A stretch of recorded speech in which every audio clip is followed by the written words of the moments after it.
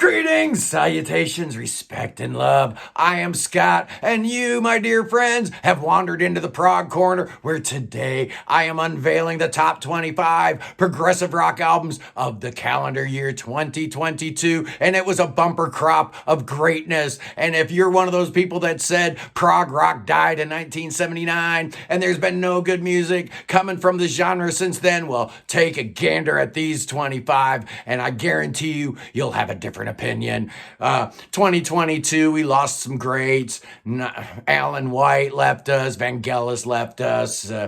Nick Turner from Hawkwind left us. But the prog world was starting to come back to life after the COVID break. A lot of these albums were recorded remotely because of the COVID, but whatever reason there might be, 2022 really was fantastic. And we're going to start right now with number 25. It's a tie, boys and girls. Yeah, I'm cheating. I had a late arrival, and this is it, number 25. It's Verbal, Delirium, and Conundrum. This is a guy named Jargon.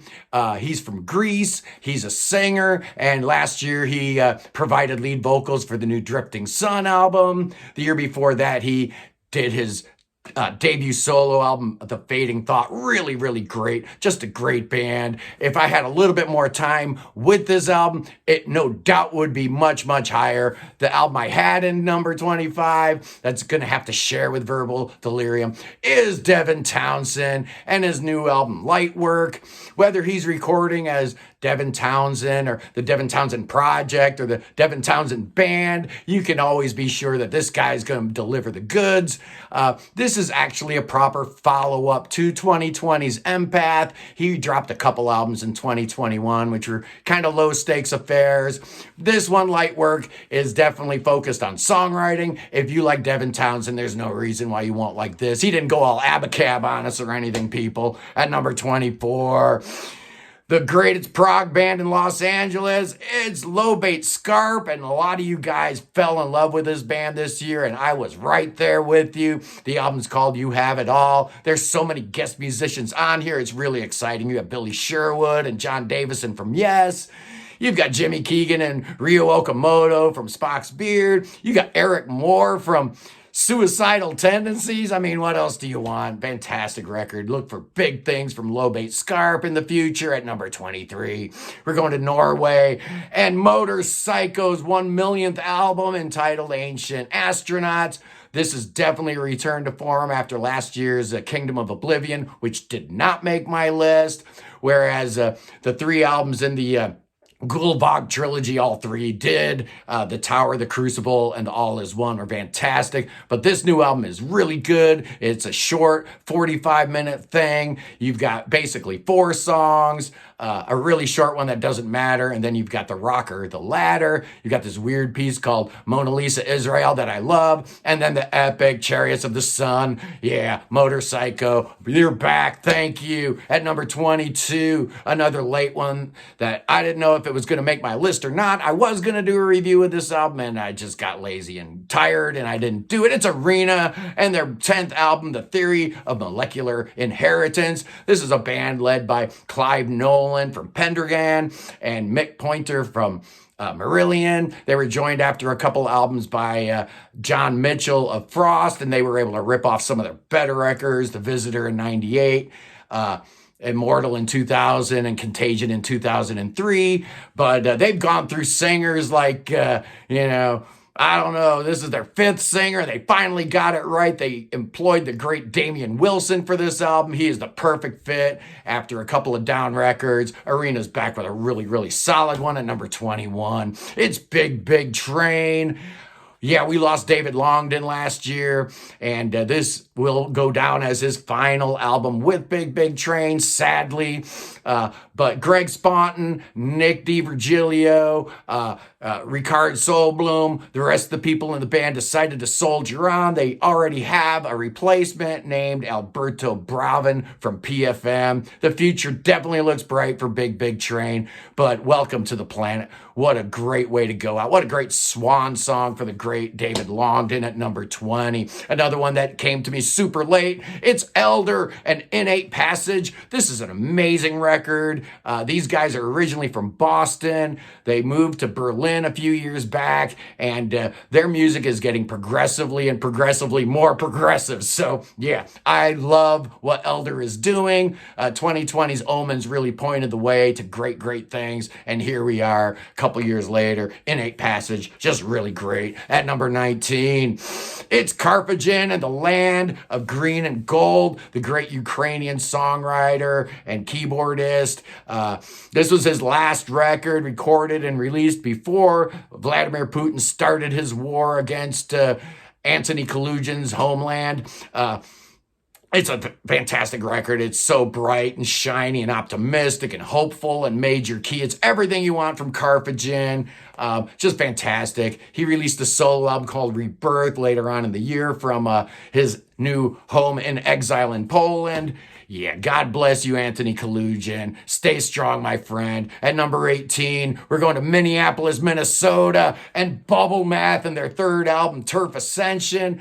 Yeah, these guys formed in 1995, but this is just their third album. The material here is so dense and information rich that you really got to sort through to figure out what you're doing. This time around on their third album, they maybe sanded down some of those rough edges. There's a little more Gentle Giant here, a little less Cardiacs, but they're just amazing. And all four of these songs are between 10 and 17 minutes long. It's a great ride. It's fantastic. Number 17, we're going to Finland and Von Hertzen Brothers with their brand new album, Red Alert in the Blue Forest. This is their 8th album. These guys' discography is kind of up and down. They're not pure prog a lot of times, in so much so that I kind of liken them to maybe the Finnish version of Echolin a little bit, where they're progressive, but they have so much other stuff in their music. This is their best records in 2008's Love Remains the Same, which I really like that album. But this album is, for my money, the best thing they've ever done. At number 16, it's Kaipa and Urskog. Yeah, this is their 9th album since they came back in 2002 after dropping off the face of the earth in the 80s. They've got a new drummer. Darby Todd does an incredible job, but the whole band sounds really refreshed here. It's a terrific record. Hans Lunden, if you don't know about him and his great keyboard playing and his great songwriting, you definitely need to do yourself a favor and check out Kaipa. Not yesterday, not tomorrow, but today. Check them out today. At number 15, we're going to Poland and Fren with their second album, All the Pretty Days. Yeah, their first album came out in 2020. It was called Where Do You Want the Ghosts to Reside? And it was my debut album of the year. It was fantastic. And here we go. The second album does not disappoint. It's every bit as good. And it's got, as a little bonus, a 25-minute epic to end the album. Just fantastic stuff. I really like Fren. And here we go, the top 14. Any one of these could have been higher. I really think that 1 through 14 are all 5-star records. Starting with this one, it's Jonas, Lindberg, and The Other Side, and Miles to Nowhere. This was his second album as The Other Side, the first for Inside Out, so they made a little bit of noise with this, finally getting some recognition. It also doesn't hurt that you've enlisted Roy Stalt to play guitar on the title track, which is the 24-minute long epic. There's a couple other long songs on here, Oceans in Time, Summer Queen, but there's also some shorter, more poppier tracks. Just fantastic. It's got everything you want in a prog album. Something for everybody, kids. And there's 3 fantastic singers in this band besides Jonas. He's got another guy named Jonas, Jonas Sundqvist singing, and the great Jenny Storm. So you got boy-girl vocals on here. It's amazing. At number 13, some of you freaks might not be happy with this one being placed this low, but I've got Marillion. No, I don't. I got Porcupine Tree. Closure Continuum. Yeah, why is it ranked this low when you've got songs like Harridan and Of the New Day and Rat's Return and Dignity and Herd Calling and Chimera's Wreck? Oh, maybe it's Walk the Plank is why I've got it down this far. But it is a 5-star album. It is terrific. So great to hear these guys back. The album was formed basically from Gavin Harrison and Steven Wilson just jamming, playing around. I guess Gavin didn't have a guitar anywhere nearby, so Steven picked up a bass, started playing what would become Harridan. So the idea was that you probably didn't even want Colin Edwin in the band here at this point. Apparently he hadn't even been corresponding with Steven Wilson at all, so they just whittled themselves down to a 3-piece and came out with a fantastic album at number 12. It's Pattern Seeking Animals and Only Passing Through. This is their 3rd album from the Spock's Beard spin-off band. So you've got Dave Miros, Jimmy Keegan, and Ted Leonard from Spock's Beard, and the great songwriting of John Baygold, who's been very much involved with Spock's Beard since Neil Morris left in a songwriting capacity. And this 3rd album from Pattern Seeking Animals is where they really find their footing and find their voice, find their own sound. It's not Spock's Beard Jr. anymore. They got their own thing going on. At number 11, it's the great UK neo-prog band Comedy of Errors and Time Machine. Boy, do I love this album. There's 2 great long tracks on here, the title song and Wonderland. And then there's 3 shorter tracks, The Night Returns, The Lost Demigods, which is a lot of fun because there's a little bit of Beethoven sprinkled out in the middle of that song. And then there's an instrumental called Past the Future Days. It's a great record. I love it.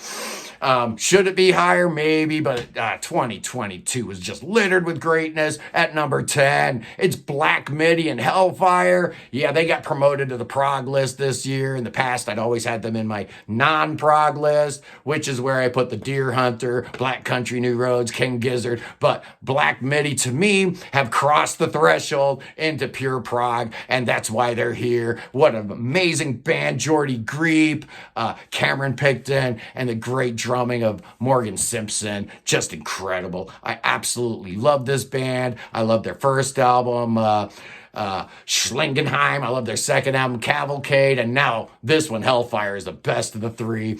If you don't know Black Midi, if you just think they're a post-punk band with no prog connections, listen to Bill Bruford and do yourself a favor. Check out Black Midi at number 9. We're going to Nashville, Tennessee, and Evership, their 4th album, The Uncrowned King, Part 2. Yeah, Part 1 was my 2nd favorite album of last year, so I was really excited for this one, and they didn't disappoint. It's a terrific record. Yeah, there's no epics on here, but they more than make up for it with songcraft. They bring in a guest singer, Michael Sadler from Saga, but you come here for that great vocal of Bo West, so it's almost like, why do you want somebody else singing when you got Bo West in the band? But Michael Sadler does a great job, and Act 2 is almost as good as Act 1. It's really, really great. At number 8, it's the Tangent Boys and Girls with Songs from the Hard Shoulder, their 12th album and probably their proggiest album.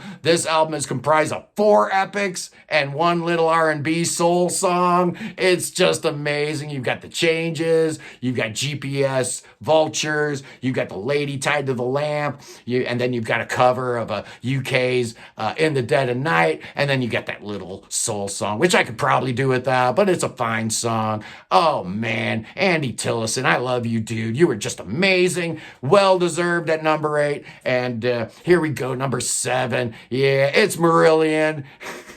and an hour before it's dark.